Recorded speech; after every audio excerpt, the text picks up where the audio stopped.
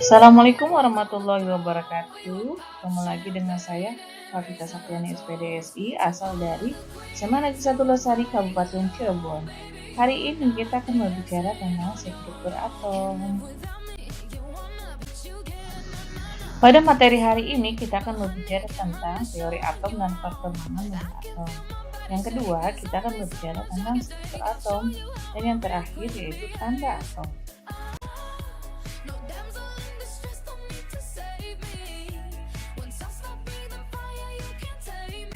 Kita bahas yang pertama ya, yaitu teori atom. Teori atom pertama kali ditemukan oleh Democritus, kemudian dikembangkan oleh Dalton, dan dari teori Dalton dikembangkan oleh Thomson. Kemudian teori Thomson itu dikembangkan lagi oleh Rutherford, dan akhirnya diperbaharui oleh Bohr, dan yang terakhir adalah mekanika kuantum.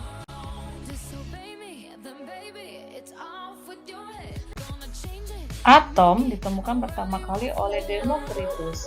Menurut Democritus, semua materi tersusun dari partikel kecil yang tidak dapat terbagi lagi, atau yang disebut dengan atomus.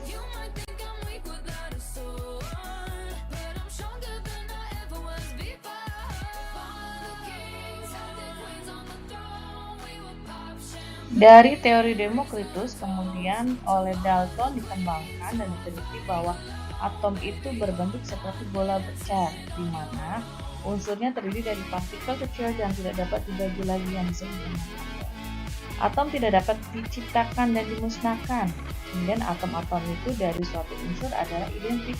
Senyawa terbentuk dari penggabungan atom dari dua jenis unsur atau lebih dengan perbandingan tertentu.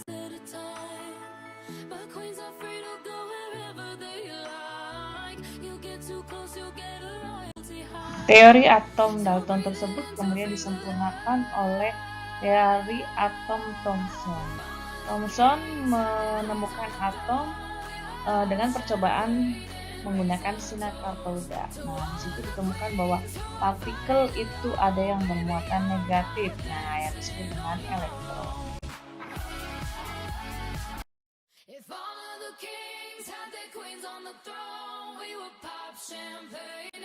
Menurut Thomson, atom itu merupakan bola pejal bermuatan positif, tetapi di dalam atom tersebar elektron seperti kismis dalam roti kismis. Makanya teori atom Thomson ini dinamakan juga dengan teori atom kismis. Atom tidak bermuatan atau disebut dengan neutron.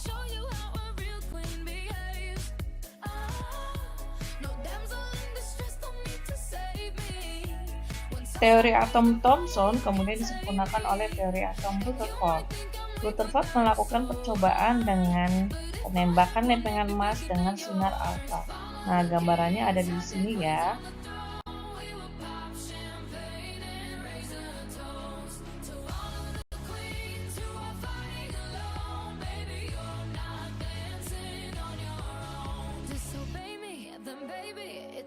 Menurut Rutherford, atom tersusun dari inti atom, di mana terdiri dari proton dan neutron bermuatan positif dan elektron bermuatan negatif yang mengelilingi inti. Sebagian besar volume atom merupakan ruangan kosong, sehingga atom bersifat netral. Kemudian oleh Niels Bohr disempurnakan kembali, yaitu dengan teorinya, yaitu teori atom Bohr. Di situ dijelaskan bahwa elektron mengelilingi inti atom pada lintasan tertentu yang stasioner yang disebut dengan fluid. Elektron dapat berpindah lintasan apabila menyerap atau memanfaatkan energi. Nah, penggambarannya ada di sini ya. Ada inti atom, kemudian fluid pertama kali yang ditemukan atau disebut dengan N, dimulai dengan 1 atau nilai K-nya sama dengan 2 elektron.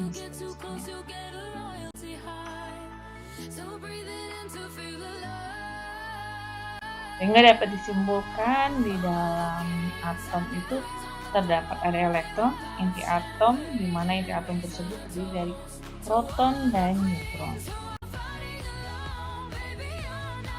Nah, di sini kita bisa dapat melihat bahwa di dalam atom terdiri partikel penyusun atom. Yang pertama ada elektron ya, di mana muatannya adalah negatif yang ditemukan oleh J.J. Thomson, di mana masanya adalah 9,11 kali 10 pangkat min 28.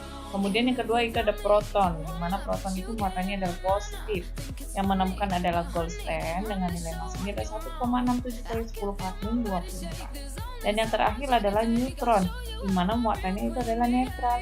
Penemunya adalah James Chadwick, di mana masanya adalah 1,67 kali 10 pangkat min 24.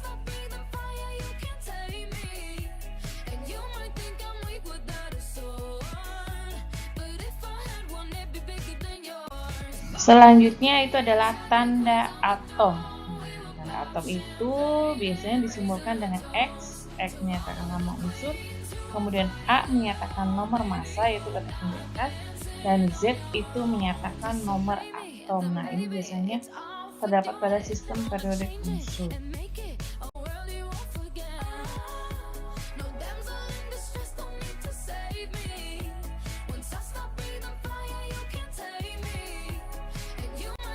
Untuk nomor atom atau Z yang letaknya ada di bawah, itu pada atom tidak bermuatan listrik atau netral, itu dapat ditentukan dari jumlah muatan positif sama dengan jumlah muatan negatif.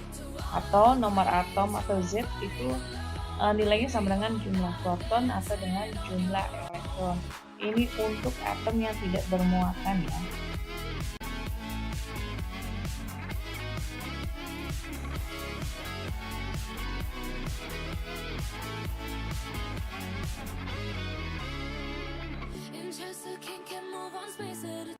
Sedangkan untuk nomor massa atau A yang letaknya ada di atas, itu atomnya terdiri atas proton, neutron, dan elektron. Massa atom itu sama aja dengan massa proton ditambah massa neutron ditambah massa elektron.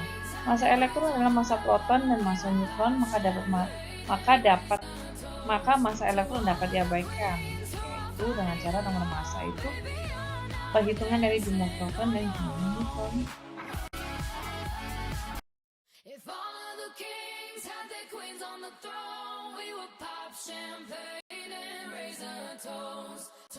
Apabila dia memiliki ion atau atom tersebut bermuatan listrik, yaitu positif maupun negatif, di mana untuk yang positifnya itu adalah kation, atom yang melepaskan elektron, sedangkan ion negatif atau anion itu atom yang menerima elektron. Kita contohkan di sini ya, untuk menentukan proton, neutron, dan elektron. Atau bisa dibolak-balik proton, elektron, dan neutron. Misalnya di sini nomor 1 ada Ne dengan nama neon, di mana yang paling atas atau menyatakan nomor massa itu adalah 20, sedangkan yang di bawah atau nomor atom nilainya adalah 10. Tentukan nilai proton, neutron, dan elektronnya. Nah, kita bisa melihat tadi dari konsep yang pertama untuk mencari proton itu sama aja dengan nomor atom. Ini nomor 1 ini soalnya adalah jika atomnya tidak bermuatan, maka P-nya sama dengan 10. Kemudian neutronnya atau N-nya itu adalah nomor massa dikurangi nomor atom, otomatis 20 dikurangi 10 sama dengan 10. Sedangkan elektronnya karena dia tidak bermuatan, maka sama aja dengan proton atau nomor atom, nilainya sama dengan 10. Itu ya, jelas ya. Kemudian untuk nomor 2 itu K, di mana K itu bernama kalium. Dia memiliki nomor massa 40 atau yang di atas 40 dan nomor atomnya 19. Dia memiliki muatan positif atau positif 1. Maka protonnya sama dengan nomor atom sama dengan 19. Neutronnya nomor massa dikurangi nomor atom. 40 dikurangi 19 sama dengan 20. Tetapi elektronnya karena dia bermuatan positif, maka nomor atom dikurangi dengan muatannya, yaitu muatannya 1, jadi 19 dikurangi 1 sama dengan 18. Dan yang terakhir itu adalah O, bernama oksigen. Dia memiliki nomor massa 16 dan nomor atom 8, di mana dia bermuatan 2 negatif, sehingga protonnya itu sama seperti yang lain, nilainya adalah sama dengan nomor atom yaitu 8, dan neutronnya adalah nomor massa dikurangi nomor atom, 16 dikurangi 8 sama dengan 8, dan elektronnya karena dia bermuatan negatif maka dijumlahkan nomor atom ditambah muatannya yaitu 2, jadi 8 tambah 2 sama dengan 10. Jadi begitu ya penjelasannya. Nah, di sini ada 10 soal latihan soal menentukan jumlah proton, neutron, dan elektron, atau proton, elektron, dan neutron ya. Silakan kalian coba.